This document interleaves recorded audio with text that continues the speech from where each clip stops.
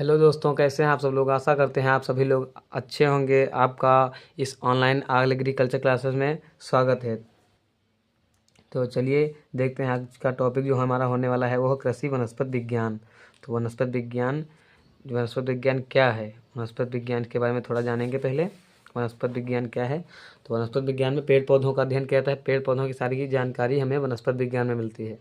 अगर क्वेश्चन आ जाता है कि वनस्पति विज्ञान की परिभाषा लिखे, तो वनस्पति विज्ञान की परिभाषा यह होगी कि वनस्पति विज्ञान में पेड़ पौधों का अध्ययन किया जाता है और पेड़ पौधों की सारी जानकारी हमें वनस्पति विज्ञान में मिलती है। तो लिखते हैं वनस्पति विज्ञान, यानी इसे इंग्लिश में बॉटनी कहते हैं। बॉटनी तो इसे कहते हैं पेड़ पौधों का अध्ययन, पेड़ पौधों का अध्ययन किया जाता है।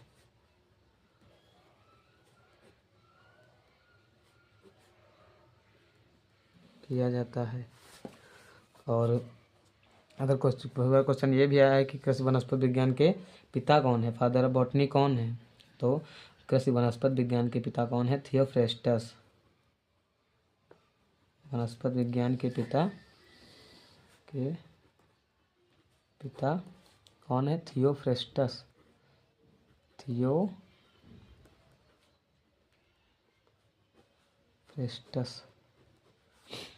तो ये क्वेश्चन तो हो गया कि वनस्पति विज्ञान में किसका अध्ययन किया जाता है। तो वनस्पति विज्ञान में पेड़ पौधों का अध्ययन किया जाता है। और क्वेश्चन आ जाता है कि वनस्पति विज्ञान के पिता कौन है, तो वनस्पति विज्ञान के पिता थियोफ्रेस्टस हैं। इन्होंने सबसे पहले वनस्पति विज्ञान के बारे में अध्ययन किया था। तो चलिए अब आगे देखते हैं। हमने कृषि वनस्पति विज्ञान के कुछ महत्वपूर्ण क्वेश्चन रखे हैं जो आपको हम दिखाएंगे थोड़ा। तो चलिए देखते हैं। पहला क्वेश्चन नंबर 1, मटर के पौधे का कुल क्या है। तो मटर के पौधे का कुल लेग्यूमिनेसी है। क्या है, लेग्यूमिनेसी। और ग्रेमिनी में कौन कौन आते हैं, ग्रेमिनी गेहूं, धान, मक्का, गन्ना, ये सब ग्रेमिनी कुल के पौधे हैं और फसलें हैं। मालवेसी कुल की कौन से, गुड़हल है। और क्रूसीफेरी कुल का मूली और गाजर, ये सब क्रूसीफेरी कुल में आते हैं। और अगला क्वेश्चन कौन सा है, कौन सा कुल है जहाँ ट्राइमेरस पुष्प पाए जाते हैं। वह कौन सा, क्वेश्चन कह रहा है कि वह कौन सा कुल है जहाँ ट्राइमेरस पुष्प पाए जाते हैं। तो वह कुल ग्रेमिनी यानी पोएसी है। ग्रेमिनी का उपकुल पोएसी है। तो ये पोएसी कुल ऐसा है जहाँ पर ट्राइमेरस पुष्प पाए जाते हैं। अगला क्वेश्चन है, पोएसी कुल के पुष्पों में पाए जाने वाले लार्डी कुल रूपांतरण होते हैं परिदल पुंज के। किसके होते हैं, परिदल पुंज के। पोएसी कुल के पुष्पों में पाए जाने वाले लॉडी कुश जो होते हैं वो किसके रूपांतरण होते हैं, तो वो परिदल पुंज के रूपांतरण होते हैं। तो अगला क्वेश्चन हमारा क्या है, हमारा अगला क्वेश्चन जो है वह है सरसों का पुष्पक्रम क्या है। सरसों का पुष्पक्रम क्या होता है, सरसों का पुष्पक्रम क्या है। सरसों का पुष्पक्रम है, इसमें से क्या है, रेसीम है कि साइथियम है कि स्पाइक है या वर्टिसिलास्टर है। तो इसमें सही वाला आंसर क्या होगा, वो होगा रेसीम होगा। सरसों का पुष्पक्रम रेसीम होता है। सरसों का पुष्पक्रम क्या होता है, वो रेसीम होता है। अगला क्वेश्चन है, अधिक मात्रा में प्रोटीन पाई जाती है, किसमें पाई जाती है। सबसे अधिक मात्रा में प्रोटीन किसमें पाई जाती है, गेहूं में पाई जाती है या धान में या जौ में या सोयाबीन में। तो सबसे ज़्यादा प्रोटीन किसमें पाई जाती है, सोयाबीन में। सोयाबीन कितनी पाई जाती है, 42.25% पाई जाती है। गेहूं में इतने सबसे ज़्यादा, गेहूं धान इसमें किसमें सबसे ज़्यादा, सोयाबीन में पाई जाती है। तो अगला क्वेश्चन है, सरसों के पौधे का कुल क्या है। सरसों के पौधे का कुल क्या है, बताएंगे आप लोग। सरसों के पौधे का कुल है, क्रूसीफेरी है, सोलेनेसी है, लेग्यूमिनेसी है, ग्रेमिनी है। तो क्या है, क्रूसीफेरी है। सरसों के पौधे का कुल क्या है, क्रूसीफेरी है।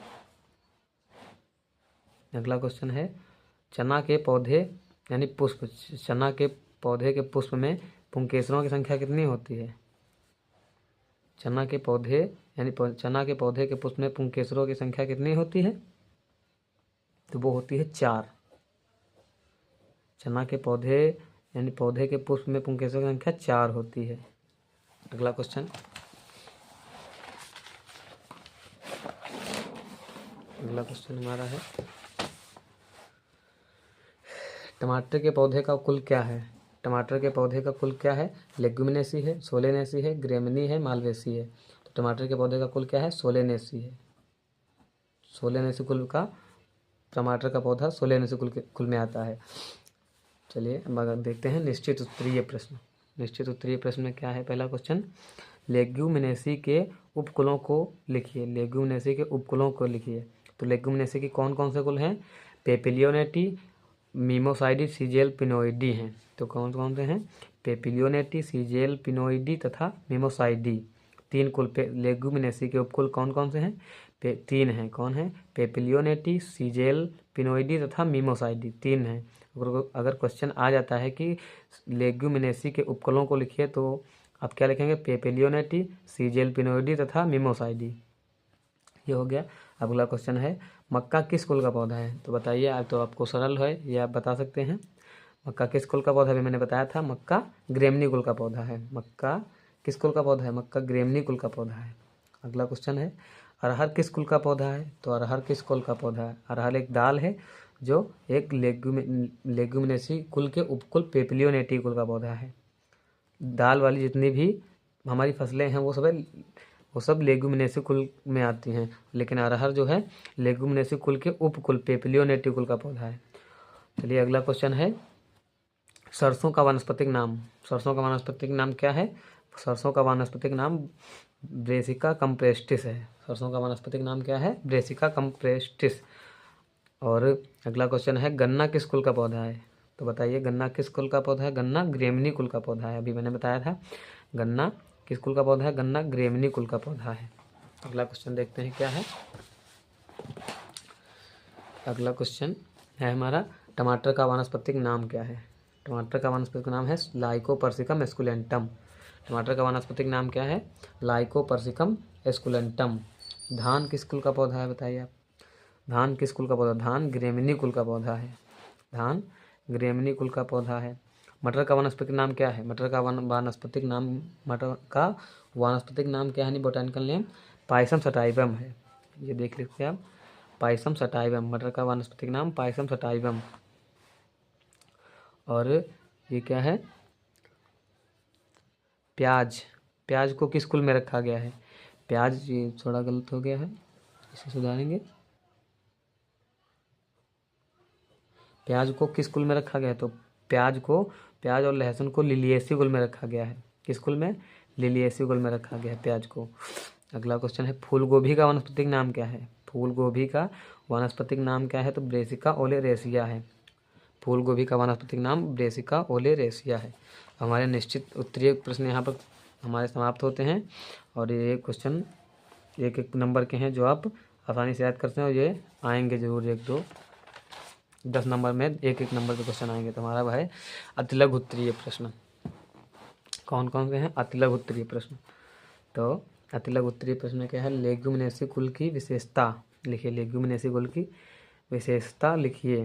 तो लेग्युमिनेसी कुल की विशेषताएं हैं, लेग्युमिनेसी कुल के पुष्पों में एकंडी उत्तरवर्ती, एक कोष्ठीय तथा सीमांत बीजांड न्यास वाले पुष्प पाए जाते हैं। लेग्युमिनेसी कुल की विशेषता यह याद हो गई कि लेग्युमिनेसी कुल के पुष्पों में एकंडी उत्तरवर्ती, एक कोष्ठीय तथा सीमांत बीजांड न्यास वाले पुष्प पाए जाते हैं। सीमांत बीजांड न्यास वाले पुष्प पाए जाते हैं। ये आप लिख देंगे, हो जाएगा। और अगला क्वेश्चन है, क्रूसीफेरी कुल के पुमंग की विशेषता लिखिए। क्रूसीफेरी कुल के पुमंग की विशेषता लिखिए। तो क्रूसीफेरी कुल के पुष्पों में 6 पुंकेसर 2 चक्रों में व्यवस्थित होते हैं। कितने चक्रों में? 2 चक्रों में व्यवस्थित होते हैं। क्रूसीफेरी कुल के पुष्पों में 6 पुंकेसर 2 चक्रों में व्यवस्थित होते हैं। बाहरी चक्र में 2 छोटे पुतंत वाले तथा भीतरी चक्र में लंबे पुतंत वाले 4 पुंकेसर होते हैं। इनको चतुर्दीर्घी कहते हैं। इनको क्या कहते हैं? इनको चतुर्दीर्घी कहते हैं। अगला क्वेश्चन क्या है? पुमंग का पुष्प में क्या महत्व है? पुमंग जो है, पुमंग जो होता है वो नर पुष्प में होता है।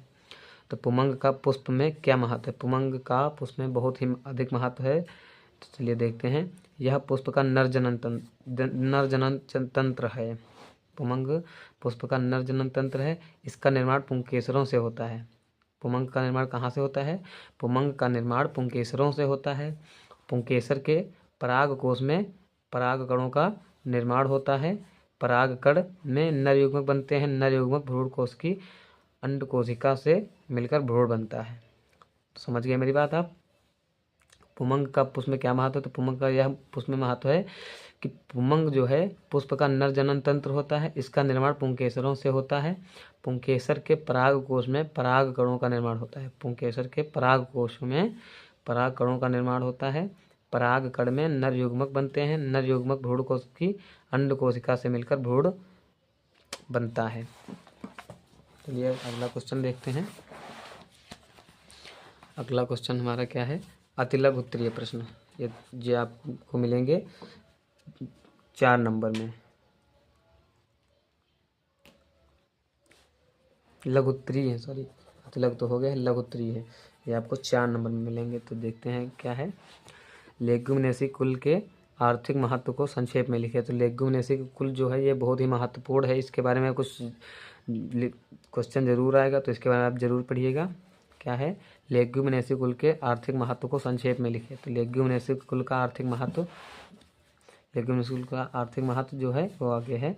नंबर 1, भोजन के काम आने वाले पौधे जैसे चना, अरहर, उड़द आदि से दालें प्राप्त होती हैं। लेग्युमिनेसी कुल में ये जो है चना, अरहर, उड़द ये सब लेग्युमिनेसी कुल में आते हैं। तो इनसे पहला नंबर ये हो गया कि इनसे दालें प्राप्त होती हैं। और मटर, सेम से सब्जी प्राप्त होती है क्योंकि ये भी लेग्युमिनेसी कुल के हैं। और मूंगफली से वनस्पति घी प्राप्त होता है।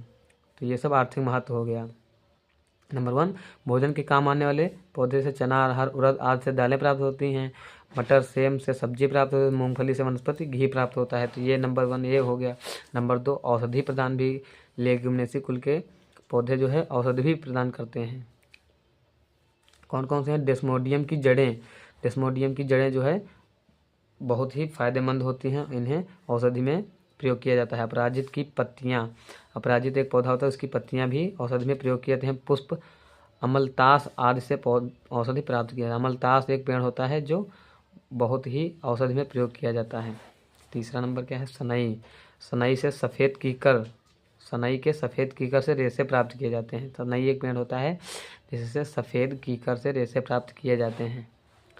नंबर 4, गुलमोहर, कचनार, अशोक आदि जो है सजावटी पौधे होते हैं। जो है ये घर में सजावटी के लिए प्रयोग किए जाते हैं। गुलमोहर जो है ये भी सजावटी कार्य में प्रयोग किया जाता है। कचनार भी सजावटी कार्य में प्रयोग किया जाता है। ये सब फूल वाले पौधे हैं क्योंकि ये सजावटी में प्रयोग किए जाते हैं। चलिए देखते हैं अगला क्वेश्चन हमारा क्या है। अगला क्वेश्चन है लेग्युमिनेसी कुल के लकड़ी उत्पन्न करने वाले 6 वृक्षों के नाम लिखिए। लेग्युमिनेसी कुल के यहाँ पर 3 लिखेंगे।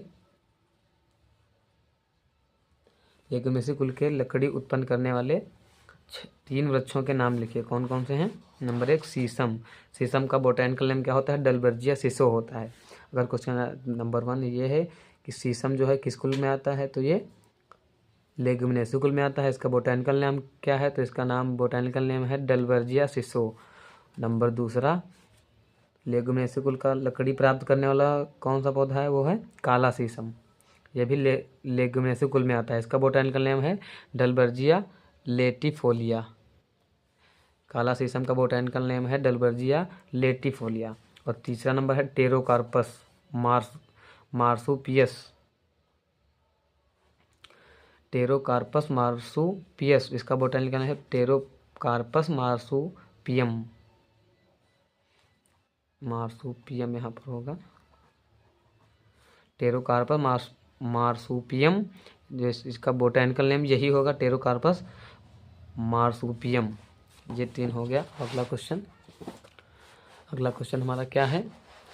अगला क्वेश्चन है क्रूसीफेरी के पुष्पीय लक्षणों को स्पष्ट कीजिए। क्रूसीफेरी के पुष्पीय लक्षणों को स्पष्ट कीजिए। इस कुल के किन्हीं 5 आर्थिक महत्व वाले पौधों के नाम लिखिए। ये क्वेश्चन जो है 2014 में पूछा भी गया है। तो क्रूसीफेरी पुष्पीय पादपों को स्पष्ट कीजिए। इस कुल के किन्हीं 5 आर्थिक महत्व वाले पौधों के नाम भी लिखिए। तो चलिए देखते हैं क्रूसीफेरी कुल के पुष्पीय लक्षण। तो आप इस तरह से हेडिंग बना बना के अगर लिखेंगे तो एग्जाम में और भी अच्छे नंबर देगा। चलिए देखते हैं कि हेडिंग जो पढ़ी होगी तो कुछ और ही अच्छा लगेगा। तो नंबर 1 क्या है? पुष्पक्रम प्रायः रेशीम या असीमाक्ष प्रकार का होता है। पुष्पक्रम जो है रेशीम प्रकार का होता है, रेशीम या असीमाक्ष को ही रेशीम कहते हैं। तो क्रूसीफेरी कुल में अगर क्वेश्चन आ जाता है कि क्रूसीफेरी कुल में कौन सा पुष्पक्रम पाया जाता है, रेशीम प्रकार का पुष्पक्रम पाया जाता है। तो नंबर ये हो गया पुष्पीय लक्षण कि पुष्पक्रम प्रायः रेशीम या असीमाक्ष प्रकार का होता है। और दूसरा नंबर क्या है इसका लक्षण कि पुष्प प्रायः सावृत पूर्ण त्रिज्या सममित उभयलिंगी द्वितीय या चतुष्टयी तथा चक्रिक होते हैं। क्या होते हैं? पुष्प प्रायः सावृत पूर्ण त्रिज्या सममित उभयलिंगी द्वितीय या चतुष्टयी तथा चक्रिक होते हैं। 3 नंबर हमारा पॉइंट क्या है कि 4 बाह्यदल पृथक 2 चक्रों में होते हैं।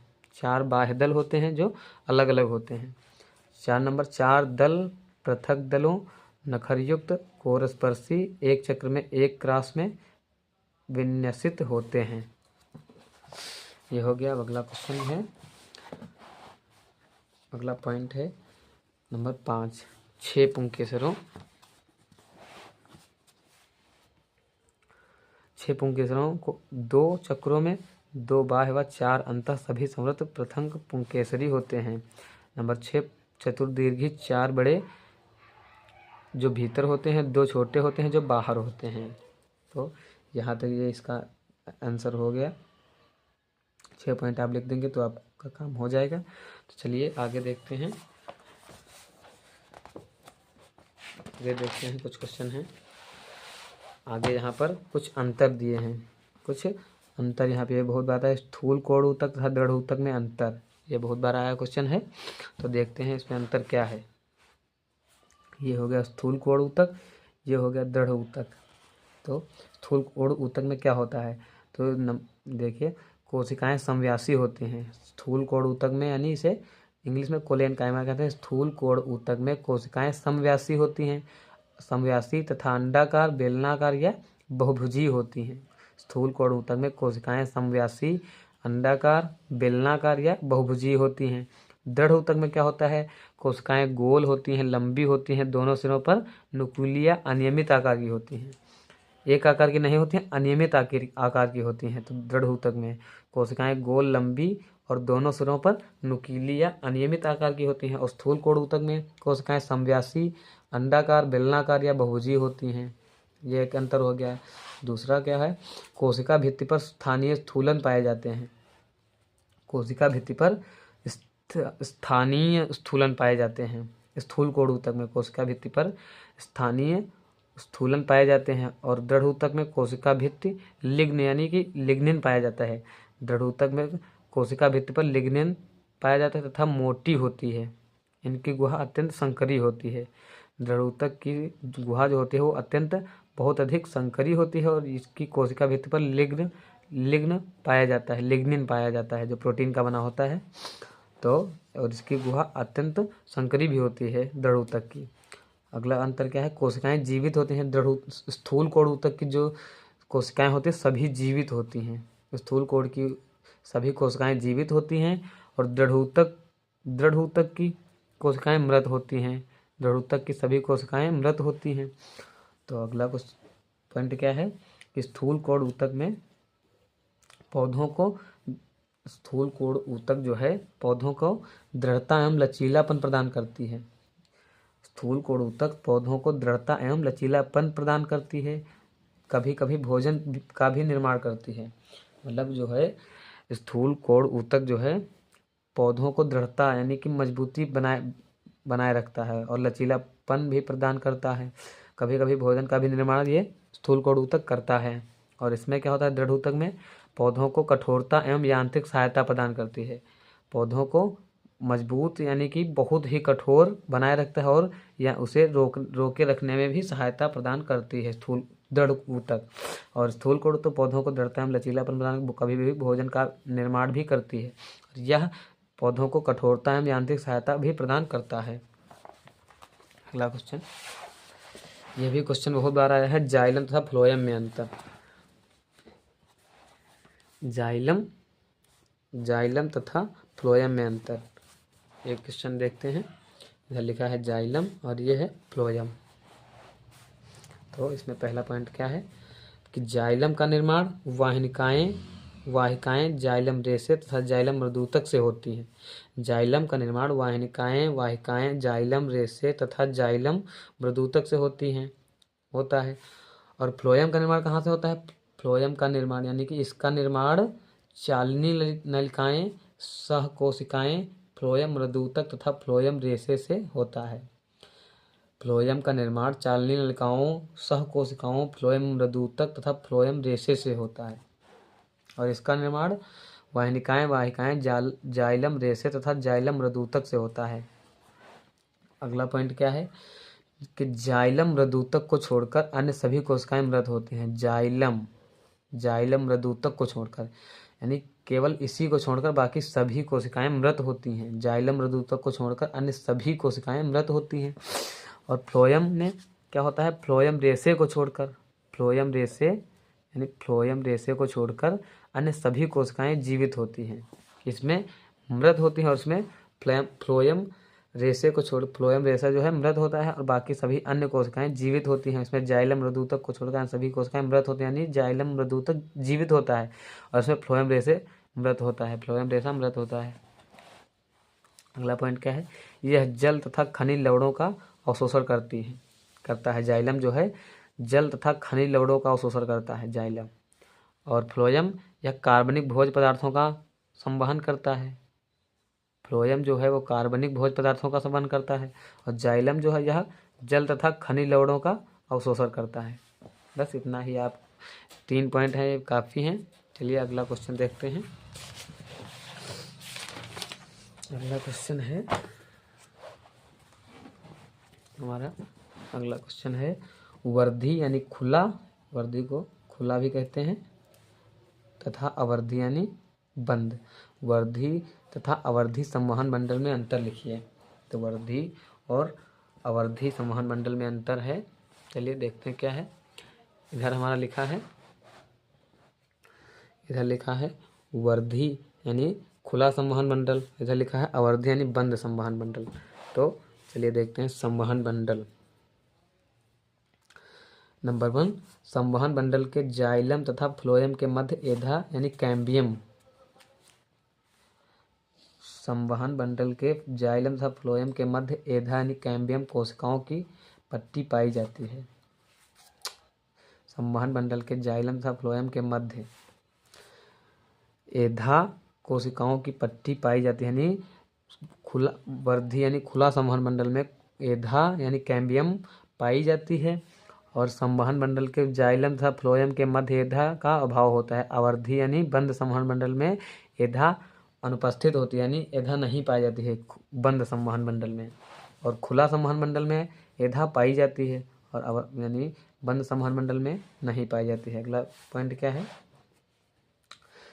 दूसरा पॉइंट है संवहन मंडल संयुक्त बहिफ्लोएमी होते हैं। वर्धी संवहन मंडल में संवहन मंडल संयुक्त बहुफ्लोएमी होते हैं और अवर्धी संवहन मंडल में संवहन मंडल संयुक्त बहिफ्लोएमी होती हैं। इसमें भी होते हैं और इसमें भी होते हैं। अगला पॉइंट, यह द्विबीजपत्री तनों में पाए जाते हैं। वर्धी खुला संवहन मंडल जो है ये किस में पाया जाता है? यह द्विबीजपत्री तनों में पाए जाते हैं, यानी खुला संवहन मंडल जो है ये द्विबीजपत्री तनों में पाए जाते हैं। और जो है बंद संवहन मंडल ये एक बीजपत्री तनों में पाए जाते हैं। जैसे कि द्विबीजपत्री तनों में खुला संवहन मंडल से चना में ये है खुला संवहन मंडल पाया जाता है। और जो है एक बीजपत्री तनों खुला यानी कि बंद है ये। अवर्धी बंद संवहन मंडल किसमें पाया जाता है? एक बीजपत्री तनों में पाया जाता है। और द्विबीजपत्री तनों में क्या पाया जाता है? वर्धी यानी खुला संवहन मंडल पाया जाता है। तो ये क्वेश्चन जो हैं 3 अंतर हैं जो वर्धी तथा वर्धी में हैं। संवहन मंडल के जाइलम से फ्लोएम में अगर कुछ सिंपल समझिए, वर्धी यानी खुला संवहन मंडल में एधा पाई जाती है और वर्धी यानी बंद संवहन मंडल में एधा नहीं पाई जाती है। और इसमें संयुक्त बहिफ्लोएमी होते हैं, इसमें बंडल संयुक्त बहिफ्लोएमी नहीं होते हैं। और इसमें ये द्विबीजपत्री तनों में पाए जाते हैं, जो ये बंद संवहन मंडल एक बीजपत्री तनों में पाए जाते हैं। चलो ये हो गया, अगला देखते हैं अभी कितना है। आखिरी क्वेश्चन है हमारा आज का, तो चलिए देखते हैं। एक बीजपत्री तथा द्विबीजपत्री तनों के संवहन मंडल में अंतर लिखिए। ये बहुत बार क्वेश्चन आता है कि एक बीजपत्री तथा द्विबीजपत्री तनों के संवहन मंडल में अंतर लिखिए। तो देखते हैं, इधर है एक बीजपत्री तना तथा इधर द्विबीजपत्री तना। तो इसमें पहला पॉइंट क्या है कि एक बीजपत्री तना में संवहन मंडल भरण ऊतक में बिखरे रहते हैं। एक बीजपत्री तने में संवहन मंडल जो है भरण ऊतक में बिखरे रहते हैं, और द्विबीजपत्री तना में संवहन मंडल एक घेरे में व्यवस्थित होते हैं। एक बीजपत्री में जो है वे बिखरे होते हैं, अलग अलग होते हैं, और इसमें एक घेरे में व्यवस्थित होते हैं। द्विबीजपत्री तना में संवहन मंडल जो है घेरे में व्यवस्थित होते हैं। इधर दूसरा पॉइंट क्या है कि संवहन मंडल चारों ओर से पूलीय आच्छद से घिरा होता है। संवहन मंडल चारों ओर से पूलीय आच्छद से घिरा होता है एक बीजपत्री तना में, और द्विबीजपत्री तना में पूलीय आच्छद का अभाव होता है। द्विबीजपत्री तना में पूलीय आच्छद का अभाव होता है, और इसमें पूलीय आच्छद पाई जाती है। जो है संवहन मंडल चारों ओर से पूलीय आच्छद से घिरा होता है, और इसमें पूलीय आच्छद पाया ही नहीं जाता है, तो बात ही खत्म है। तो नंबर 3, गोलाकार जो है एक बीजपत्री तना गोलाकार या अंडाकार जाइलम वाहिकाएं वी या वाई क्रम में व्यवस्थित होती हैं। गोलाकार या अंडाकार जाइलम वाहिकाएं जो है जाइलम वाहिकाएं एक बीजपत्री तना में गोलाकार या अंडाकार वाई वी या वाई क्रम में व्यवस्थित रहती हैं, और इसमें बहुभुजीय जाइलम वाहिकाएं रेखीय क्रम में व्यवस्थित हैं। जाइलम वाहिकाएं जो है बहुभुजीय रेखीय क्रम में व्यवस्थित रहती हैं, और इसमें वी या वाई क्रम में व्यवस्थित रहती हैं जाइलम वाहिकाएं। इसमें जाइलम वाहिकाएं जो है बहुभुजीय रेखीय क्रम में व्यवस्थित रहती हैं, और इसमें अगला पॉइंट है फ्लोएम मृदुतक का अभाव होता है। एक बीजपत्री तना में फ्लोएम मृदुतक जो है एक बीजपत्री में फ्लोएम मृदुतक जो है अनुपस्थित होता है, अभाव होता है। अब द्विबीजपत्री तना में फ्लोएम मृदुतक जो है पाया जाता है, यानी उपस्थित होता है। फ्लोएम मृदुतक पाया जाता है द्विबीजपत्री तना में, और एक बीजपत्री तना में फ्लोएम मृदुतक का अभाव इसमें नहीं पाया जाता है। तो ये 4 पॉइंट हैं जो एक बीजपत्री तना तथा द्विबीजपत्री तना में हैं अंतर। फिर से समझ लीजिए, संवहन मंडल भरण ऊतक में बिखरे रहते हैं, यानी एक बीजपत्री जितने भी तना होते हैं वो सब उनमें सब में संवहन मंडल बिखरे रहते हैं। और द्विबीजपत्री तना में जो होते हैं, द्विबीजपत्री तना में संवहन मंडल एक घेरे में व्यवस्थित रहते हैं, जैसे कोई घेरा होगा उसी में व्यवस्थित होंगे, और इसमें जो है अलग अलग यानी बिखरे रहते हैं। दूसरा पॉइंट क्या है, संवहन मंडल चारों ओर से पूलीय आच्छद से घिरा होता है। एक बीजपत्री तना में संवहन मंडल चारों ओर से पूलीय आच्छद से घिरा रहता है, और इसमें पूलीय आच्छद ही नहीं पाया जाता है, इसका अभाव होता है द्विबीजपत्री तना में। और इसमें तीसरा पॉइंट है गोलाकार या अंडाकार जाइलम वाहिकाएं वी या वाई क्रम में व्यवस्थित रहती हैं। जाइलम वाहिकाएं जो हैं गोलाकार या अंडाकार वी या वाई क्रम में व्यवस्थित रहती हैं, और इसमें बहुभुजीय जाइलम वाहिकाएं रेखीय क्रम में व्यवस्थित रहती हैं, यानी जाइलम वाहिकाएं जो हैं रेखीय क्रम में यानी कोई लाइन से होगा उसी में व्यवस्थित रहती हैं, और इसमें वी या वाई क्रम में व्यवस्थित रहती हैं। फ्लोएम मृदुतक का अभाव होता है और फ्लोएम मृदुतक पाया जाता है। द्विबीजपत्री तना में फ्लोएम मृदुतक पाया जाता है, और एक बीजपत्री तना में फ्लोएम मृदुतक नहीं पाया जाता है। तो एक बीजपत्री तना में एधा यानी कैम्बियम एधा को इंग्लिश में कैम्बियम कहते हैं, तो एधा का अभाव होता है, यानी एक बीजपत्री तना में एधा नहीं पाई जाती है, और द्विबीजपत्री तनों में एधा पाई जाती है। जो है द्विबीजपत्री तना में एधा पाई जाती है, और एक बीजपत्री तना में एधा नहीं पाई जाती है। तो चलिए इतने हमारे क्वेश्चन थे जो आज हमने सॉल्व किए, और आशा करते हैं आप सभी लोगों को यह वीडियो अच्छा लगा होगा। अगर ये वीडियो अच्छा लगा हो तो प्लीज़ लाइक और कमेंट और शेयर ज़रूर करें। चलिए ये आप देख लेंगे, इतने क्वेश्चन मैंने आपको बताए हैं, बहुविकल्पीय और निश्चित उत्तरीय, अतिलघु उत्तरीय, लघु उत्तरीय सभी क्वेश्चन बताए हैं। तो आशा करते हैं आप सभी लोगों को यह वीडियो अच्छा लगा होगा। चलिए मिलते हैं नेक्स्ट क्लास में, तब तक के लिए धन्यवाद।